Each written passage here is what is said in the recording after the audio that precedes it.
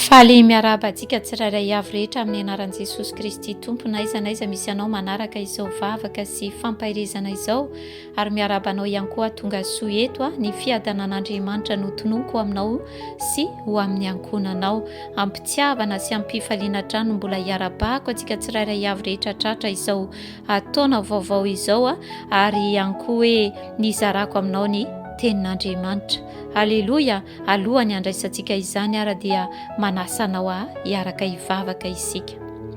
Misaotra betsaka anao zay ray malala tsara indrindra ny amin'izao tompo taona mahafinaritra nomenao anay izao. Makasitraka betsaka anao indrindra amin'izay rehetra efa nataonao ary izay rehetra mbola ho ataonao. Misaotra anao hatrany izay fa ianao no miaraka mamakivaky anay ity taona vaovao ity ary tsy hainay tokoa ny tsy hisaotra anao ary tsy hainay tokoa Andriamanitra ny tsy hankasitraka anao satria noho ny famindraponao, noho ny fitiavanao, noho ny fahasoavanao mbola mahatoy izao anay ary izany tokoa mbola tsy nahalandritra anay ka mbola ahafahanay manandratra amin'ny feonay eto anatrehanao ary ny ahafahanay ihany koa Andriamanitra manantona hiaino anao amin'ity androany ity. Ka dia mangataka Jesosy Kristy mba ny hanokafanao ny sainay, ny fahalalànay mba hatakaranay ny hevitry ny soratra masina omenao anay ary ihany koa Andriamanitra mba hilatsahany teny ao am-ponay tsirairay avy rehetra ary aoka mba tsy ho peno mpanadino izay fa mba ho pakato ny teninao ary ny teninao rehetra izay omenao izay ampitondrainao mpanomponao satria izao dia fitaovana fotsiny ihany ka miantehitra tanteraka amin'ny fahasoavanao mba ampiteny azy sy ampahafantatra anazy izay Andriamanitra izay tianao ambarako eto androany tompo dia aoka izany teninao izany dia hamoa zato eny amin'ny tsirairay avy rehetra izay tao aminao handreny hafatrao araka ny teninao hoe tsy miverina foana any aminao ny teny raha tsy efa mahatanteraka izay hampanirahanao azy ary ambinina amin'izay hampandehananao azy ka dia ho anao irery any amin'ny voninahitra ary amin'ny anaran'i Jesosy Kristy no hanaovana izany vavaka izany. Amen. Amen. Eny lohateny izao afatra izao dia hoe raketo ao am-ponao ny teny ary mazava ho azy fa ny tenin'Andriamanitra no tian'Andriamanitra ho raketantsika ao am-pontsika ao. Raha misy ny tokony hameno fontsika amin'ity taona vaovao ity sy ny amin'ny taona rehetra mifandimby izay omen'Andriamanitra antsika raha mbola tsy tonga eny amin'ny rahoanlanitra Jesosy Kristy dia ny tenin'Andriamanitra. Raha misy ny tokony hameno ny saina, raha misy ny tokony hameno ny feritreretana, raha misy ny tokony hameno ny kristianina ry hava-malala dia ny tenin'Andriamanitra. Aoka mba ho feno mandrakariva ny tenin'Andriamanitra zasenao araka ny tenin'Andriamanitra hoe aoka ny tenin'ny Kristy hitoetra betsaka ao aminareo, aoka ny tenin'ny Kristy hitoetra betsaka ao aminareo. Amen.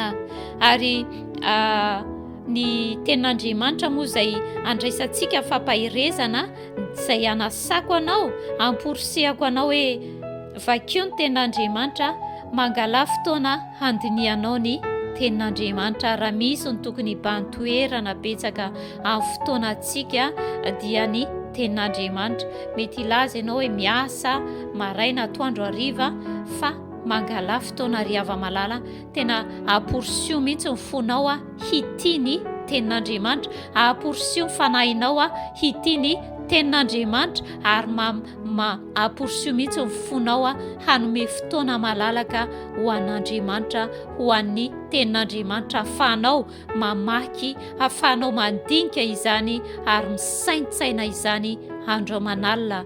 Amen. Ohabolana toko fahaefatra dia ny andininy voalohany izay anasako anao any tokantrano any hamaky manomboka amin'ny andininy voalohany ka hatramin'ny faharoa amby roapolo. Ohabolana toko fahaefatra ny andininy voalohany ka hatramin'ny fahaefatra amby roapolo. Ny tenin'Andriamanitra dia voalaza ny tenin'Andriamanitra fa sakafo, ny tenin'Andriamanitra dia jiro, ny tenin'Andriamanitra dia fanafody ihany koa, ny tenin'Andriamanitra dia manome fahalalàna, manome fahendrena ary ny tenin'Andriamanitra dia fahamarinana, fahazavana ary ny tenin'Andriamanitra ihany koa dia fiarovana. Aleloia. Ary ny tenin'Andriamanitra ry hava-malala no tokony toetra betsaka ato anatintsika.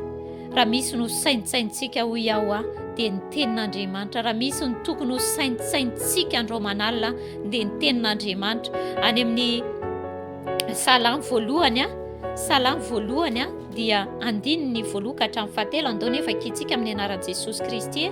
Sambatra ny olona izay tsy mandeha eo amin'ny fisainany ratsy fanahy ary tsy mijanona eo amin'ny lalan'ny falehan'ny mpanota ary tsy mipetraka eo amin'ny fipetrahan'ny mpaniratsira fa ny lalànan'i Jehovah ny sitrany, eny ny lalàna ny saintsainy ny andro aman'alina. Dia tahaka ny hazo ambolena eo amoron'ny rano velona izy izay mamoha amin'ny fotoanany, ny raviny koa tsy mba malazo ary ny asany rehetra dia ataony lavorary avokoa.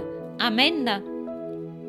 Tia hampafantatra anao hoe ny fisaintsainanao ny tenin'Andriamanitra dia mahatonga anao ambinina, mahatonga anao lavorary. Ary any amin'ny Josoa koa moa hoe Josoa toko voalohany dia ny 9:5 dia vaky toy izao amin'ny anaran'i Jesosy hoe aoka tsy hiala ny vavanao ity boky ny lalàna ity fa saintsaino andro manalina hitandremanao hanao araka izay rehetra voasoratra eo ary amin'izany dia halavorary ny lalanao ianao sady hambinina. Amen. Aoka tsy hiala ny vavanao. Raha misy ny zavatra hoe ho ambavanao mandrakariva ary tiako hoe tsy hoe ho ambavanao hitoetra eo ambavanao ho hainao tsy enjery fotsiny ny tenin'Andriamanitra fa mba ho saintsainao na mandeha ianao na mipetraka ianao na matory ianao na mandry ianao na iza misy anao dia aoka ny tenin'Andriamanitra no ho saintsainao mandrakariva, ho ao aminao mandrakariva ny tenin'Andriamanitra. Tsy ho hay tsy enjery fotsiny ny tenin'Andriamanitra ry hava-malala fa mba hiaina ianao araka ny tenin'Andriamanitra izay hovakianao, mba ho saintsainao, mba hametraka fanontaniana ianao hoe inona ny tenin'Andriamanitra ambara amin'izany teniny izany, inona ny tenin'Andriamanitra ho ambara amin'izany tenin'Andriamanitra izany. Nomen'Andriamanitra fanahy ny zasy ianao hanazava ny teny, hampianatra ny teny ry hava-malala, fa tsy misy mpampianatra tsara indrindra fa tsy mifanahy masina. Aleloia. Ny mpanompon'Andriamanitra tsirairay avy rehetra dia mianatra ny fanahy masina, ary ianao ihany koa raha zanak'Andriamanitra ianao dia nomen'Andriamanitra fanahy iray amin'ny mpanompony. Dikan'izany dia ianao ihany koa dia afaka mianatra amin'ny fanahy masina. Aleloia. Ary ny tsirairay avy rehetra raha maniry, raha mangetaeta dia omen'Andriamanitra izany fahalalana izany. Ny fanahy masina ry hava-malala no mampianatra anao ny teny. Fa na ny tenako dia voafetra ihany ny zavatra omeko anao, fa ny fanahy masina dia afaka manome mihoatra noho izay eritreretinao. Aleloia. Ka dia mampirisika anao hatrany raha ohatra ianao mety mieritreritra ianao hoe tsy haiko akory ny zay vakiako, tsy fantako akory, dia mety ho kivy ianao. Angatao ny fanampanazava, angatao ny fanahy masina nazava ny sainao ary angatao ny fanahy masina hampahalalanao ny tenin'Andriamanitra. Amen. Fa ho ataony izany satria tena sitrapon'Andriamanitra ny hampahalalanao ny sitrapony dia amin'ny alalan'ny teniny izany. Amen. Io amin'ny ohabolana toko faha-efatra io ry hava-malala dia ahitantsika hoe ny tenin'Andriamanitra no manandratra anao, ny tenin'Andriamanitra no manome voninahitra anao. Ary araka ny eo amin'ny 9:4 amin'ny anaran'i Jesosy hoe ary mampianatra ahy izy ka nanao tamiko hoe aoka mifonao hitana ny teniko, tandremo ny didiko dia ho velona ianao. Mahazo fahendrena, mahazo fahalalana, fahazadinoina na emorana ny teny aloko ny vavako. Aza mahafoy azy fa hiaro anao izy, tiavo izy dia hitandrina anao. Amen. Ito amin'ity tenin'Andriamanitra ity dia tsy hoe Solomona akory ny te hanoratra fotsiny izao tenin'Andriamanitra izao, na hoe te hanoratra fotsiny ato anatin'ny bokyny ny ohabolana. Satria moa mazava ho azy fa nanoratra ny boky ny ohabolana dia Solomona. Tsy misy manam-pahendrena tahaka ny Solomona, ary ny fahendrena izay nitenena ny Solomona nanoratany ny ohabolana ry hava-malala dia tsy fahendrena avy amin'olombelona fa fahendrena avy amin'Andriamanitra. Andriamanitra no nanome azy izany fahendrena izany, ary tsy nisy olona manam-pahendrena hatramin'izay ary te hilaza angamba hoe mandrakizao tsy haiko aloha fa hatramin'izay ary voalaza ny tenin'Andriamanitra izany fa i Solomona dia anisan'ny mpanjaka izay nanana fahendrena. Ary ny tantaran'i Solomona moa tsy hidirantsika lalina loatra fa ny eto amin'ny hoe firaketantsika ny tenin'Andriamanitra tena zava-dehibe. Aza miemotra ianao ny amin'ny tenin'Andriamanitra, aza emorana ozy izy na aza donoina ny teny aleoko ny vavako, dia Andriamanitra ry ava-malala no miteny amintsika tsirairay avy rehetra amin'ny alalan'izany teny izany. Tsy hoe Solomona akory fa raha raisinao tokoa, raha tena tongolanao ny sofinao dia mandrenao an'Andriamanitra miteny aminao. Ianao mihitsy no ambara amin'izany hoe aza donoina, aza emorana ny teny aleoko ny vavako. Amen. Andriamanitra no miteny anao izany. Aza mafoy ny tenin'Andriamanitra, aza mafoy ny tenin'Andriamanitra fa hiaro anao izy. Ny tenin'Andriamanitra miaro anao ry ava-malala, dia tiavo izy ny tenin'Andriamanitra dia hitandrina anao. Asandrato izy dia anandratra anao. Aleluia, aleluia. Ary anome voninahitra anao izy raha tananao. Asiny felo mahafinaritra ny lohanao, satro-boninahitra tsara tarehy no homenanao. Ny tenin'Andriamanitra dia fahendrena ihany koa, ny tenin'Andriamanitra dia fahamarinana. Ary te ilaza amin'izay fahamarinana izay dia hoe ny tenin'Andriamanitra no manamarina anao. Aza mba manaiky hoe anamarina ny teny, fa ka ny tenin'Andriamanitra no anamarina anao. Ary ny teny dia velona sy mahery, izay no mahatonga antsika hoe mila mitana ny tenin'Andriamanitra ary mila mampiraiki-tapisaka ny teny ao am-pontsika, satria ny tenin'Andriamanitra irery ihany izay teny tonga nofo ary ny teny dia tsy iza fa Andriamanitra ihany. Ka dia izany tenin'Andriamanitra izany no mitondra zava-baovao anao amin'ity taona vaovao ity. Aza manantena mihitsy ianao hoe ny taona nitondra zava-baovao, fa ny taona ho aminy dia tsy afaka mahay manova na inona na inona, ary tsy afaka mitondra na inona fa Jesosy Kristy irery ihany, ny tenin'Andriamanitra irery ihany afaka manao zava-baovao, satria ny tompony efa manambara hoe indro zao anao zava-baovao efa miposaka izany. Ka dia raha tianao ny ahita zava-baovao amin'ity taona vaovao ity dia raketo ao am-ponao ny tenin'Andriamanitra, tiavo ny tenin'Andriamanitra, asandrato ny tenin'Andriamanitra. Aleloia. Raketo ao am-ponao ny tenin'Andriamanitra, fa ny tenin'Andriamanitra ihany koa no miaro anao tsy hanota. Ny firaketanao, fitandremanao, fisaintsainao ny tenin'Andriamanitra dia miteraka fahatahorana an'Andriamanitra ao anatinao. Araka ny Salamy 5:7 dia ny andino fa 2:1 dia hoe atao ampoko ny raketako ny teninao mba tsy hanotako aminao. Ny firaketanao ny tenin'Andriamanitra ao am-ponao dia miaro anao tsy hanota, ma miteraka fahatahorana an'Andriamanitra ao anatinao. Saintsainy ny tenin'Andriamanitra. Mbola betsaka moa ny voka-tsoa izay ateraka ny tenin'Andriamanitra amintsika, fa amin'ity androany ity dia tena hoe raketo ao am-ponao ny tenin'Andriamanitra. Ary ny fomba tokana ihany koa ny andraisanao ny teny dia amin'ny fifandraisana amin'Andriamanitra.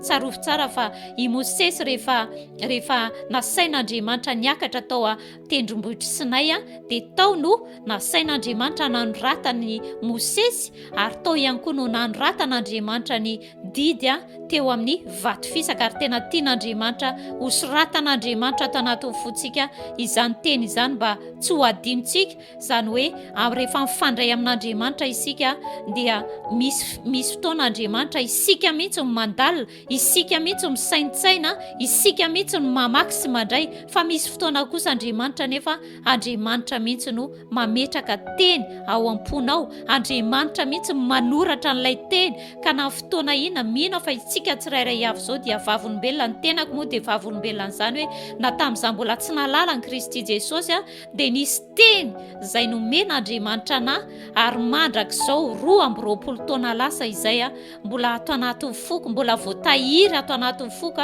Tena hoe tahaka ny tamin'ny vato fisaka, ary ny vato fisaka moa dia tsinona fa ny fontsika. Ary tena tian'Andriamanitra ho soratan'Andriamanitra ato anatin'ny fontsika ny teniny, mba ho tandremantsika, mba ho saintsaintsika andro manala, mba ho alavirary ny diantsika, satria tena tian'Andriamanitra, voninahitr'Andriamanitra tokoa ny mahalavirary ny fiainantsika, mba ho hita tokoa hoe zanak'Andriamanitra. Ary tano amin'izany Andriamanitra, tano amin'ny teniny Andriamanitra, fa ho hitanao voninahitr'Andriamanitra. Aleloia.